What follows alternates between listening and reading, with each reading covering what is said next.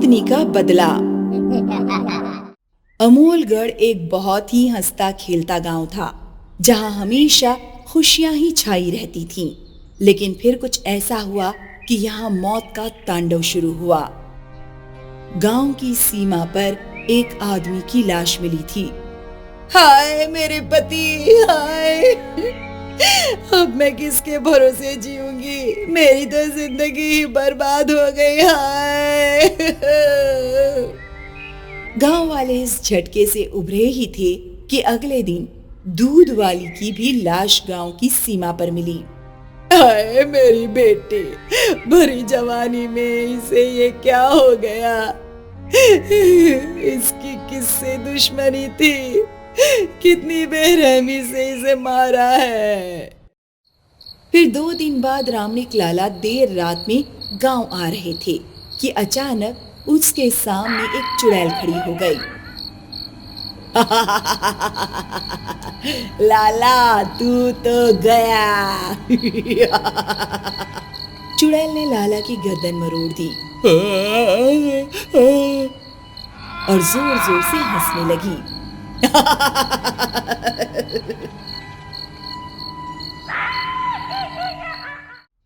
और फिर हर दिन गांव वालों को किसी न किसी की अर्थी उठानी पड़ती थी। इसलिए बड़े बुजुर्गों ने बैठक बुलाई। मुझे समझ नहीं आ रहा कि हमारे गांव को ये क्या हुआ है। मुझे तो लगता है कि गांव को कोई श्राप लगा है। ऐसे कैसे कोई ना कोई रोज मर सकता है? कुछ तो बहुत बुरा हुआ है। पर क्या? इसके बारे में सिर्फ पहाड़ी वाले अघोरी बता सकते हैं। हमें उन्हें यहाँ बुलाना ही होगा। अब और कोई रास्ता भी नहीं है। गांव वालों को बचने के लिए उन्हें बुलाना ही होगा। सरपंच के कहने पर पहाड़ी वाले अघोरी को गांव में बुलाया गया। महाराज, आप तो जानते हैं कि आजकल गांव में क्या अनर्थ हो रहा है। रोज रोज गांव वालों की अर्थी देखी नहीं जा रही। अगर ऐसा ही चलता रहा तो एक दिन ये पूरा गांव शमशान बन जाएगा। अब आप ही हमारी मदद कीजिए। ये एक भूतनी है। भूतनी? हाँ, लेकिन ये तुम गांव वालों को अपना शिकार क्यों बना रही है, ये तो बस वही बता सकती है। तुम मेरी पूजा की तैयारी करो। अघोरी के कहने पर पूजा की तैयारी शुरू की गई और अघोरी वाला अपने मंत्र पढ़ने बैठ गया। ओम ह्रीम क्रीम ओम ह्रीम क्रीम ओम ह्रीम क्रीम ओम ह्रीम क्रीम क्रीम क्रीम ओम ह्रीम क्रीम क्रीम क्रीम ओम ह्रीम ह्रीम ह्रीम क्रीम ओम ह्रीम क्रीम ओम ह्रीम क्रीम। सूरज ढला और अघोरी ने मंत्रों के साथ साथ अपनी पूजा आरंभ की और फिर जोर से आंधी चलने लगी। पेड़ की टहनियां हिलने लगीं। पूजा की ज्वाला भड़क गई और अचानक सबके सामने वो चुड़ैल आ गई। मुझे क्यों बुलाया अघोरी? अपने नाश के लिए? मेरा नाश सिर्फ वो महादेव कर सकते हैं, तुझ जैसी भूतनी नहीं। ऐसा बोलते हुए अघोरी ने आग में भस्म डाली और भूतनी चटपटा उठी।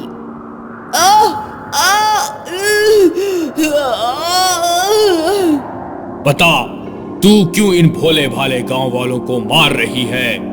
ये भोले भाले नहीं है, सब के सब पापी हैं। कौन सा पाप किया है इन्होंने? आज मैं भूतनी इन सब की वजह से बनी हूँ। इन लोगों ने मुझे भूतनी बनाया। मेरा नाम कला था। जब मैं इस गांव में शादी करके आई थी तो बहुत खुश थी। इन्हीं गांव वालों ने मेरा स्वागत किया था। फिर कुछ दिनों बाद मेरे बालों में जटा आ गई। मेरे ससुराल वाले डर गए। गांव में बातें होने लगी कि मैं चुड़ैल हूं। मैं जिस रास्ते जाती लोग मेरे बारे में ही बातें करते थे। फिर एक दिन मेरे पति ने मुझे घर से निकाल दिया। मेरे साथ ऐसा मत कीजिए। मैं कहाँ जाऊंगी? आपके अलावा मेरा है कौन? मैं गिड़गिड़ा रही थी पर मेरे पति ने मेरी एक न सुनी। मैं इन गांव वालों से मदद मांगने गई, लेकिन इन लोगों ने मेरे मुंह पर दरवाजा बंद कर दिया। मैंने सोचा कि कम से कम मेरे अपने घर वाले मुझे अपनाएंगे, लेकिन मेरे माता पिता ने भी मुझे घर से भगा दिया। जब मेरे पास कोई और रास्ता नहीं बचा, तो मैंने गांव की सीमा के पास वाली पर्वत से कूदकर जान दे दी।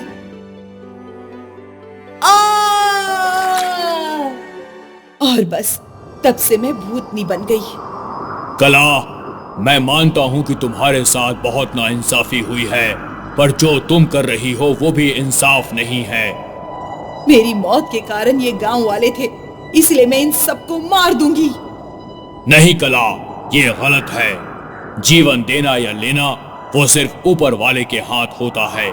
अगर तुमने इनमें से किसी की भी जान ली तो तुम भी पाप ही करोगी। फिर क्या फर्क रह गया इन गांव वालों में और तुम में? अघोरी की ये बात भूतनी सोचने लगी। लेकिन मैं क्या कर सकती हूँ? तुम्हारे साथ जो हुआ वो तो मैं बदल नहीं सकता, लेकिन कला, मैं तुम्हें मुक्ति जरूर दिलवा सकता हूँ। ठीक है, मेरा इस दुनिया से आजाद हो जाना ही सही होगा। अघोरी ने कला को मुक्ति दिलवाने की पूजा आरंभ कर दी।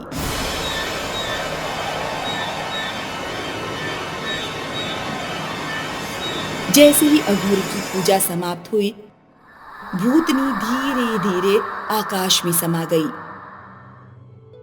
अघोरी की वजह से कला को मुक्ति मिल गई और गांव वालों की भी जिंदगी बच गई।